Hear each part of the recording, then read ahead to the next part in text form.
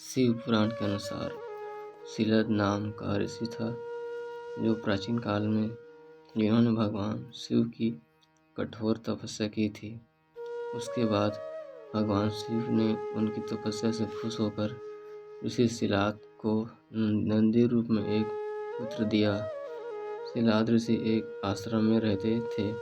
उनका पुत्र भी उन्हीं के आश्रम में ज्ञान प्राप्त करते थे।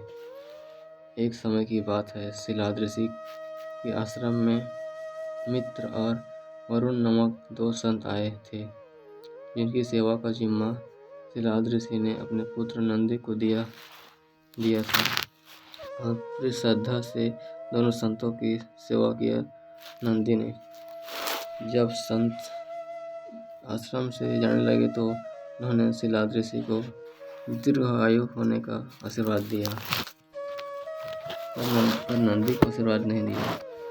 इस बात से शिलाद ऋषि परेशान हो गए और संतों से बोले कि उन्होंने मेरे पुत्र को आशीर्वाद क्यों नहीं दिया। इस बात से सुनकर संतों ने कहा, आपका पुत्र अल्पायु है। इस बात को सुनकर शिलाद ऋषि के पैरों तले जमीन खिसक गई। एक दिन पिता की चिंता को देखते हुए नंदी ने उनसे पूछा, क्या बात है, आप इतना परेशान क्यों हो पिताजी। शिलाद ऋषि ने कहा, संतों ने कहा कि तुम अल्पायु हो, इसलिए मेरा मन बहुत चिंतित है। नंदी ने जब पिता की परेशानी का कारण सुना तो वह बहुत जोर से हंसने लगे और बोला, भगवान शिव ने मुझे आपको दिया है, ऐसे में मेरी रक्षा करना भी उनका ही जिम्मेदारी है, इसलिए आप परेशान न हो।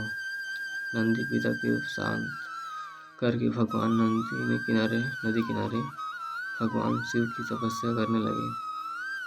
दिन रात तप करने के बाद नंदी को भगवान शिव ने दर्शन दिया और शिव जी ने कहा, क्या इच्छा है तुम्हारी, बोला नंदी को। उसके बाद नंदी ने भगवान शिव से कहा, भगवान मैं हमेशा आपके शरण में रहना चाहता हूँ।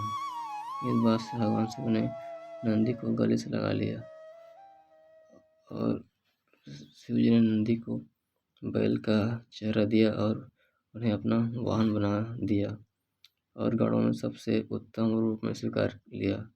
तभी से भगवान शिव और नंदी दोनों की पूजा मंदिर में होती है प्राचीन काल से।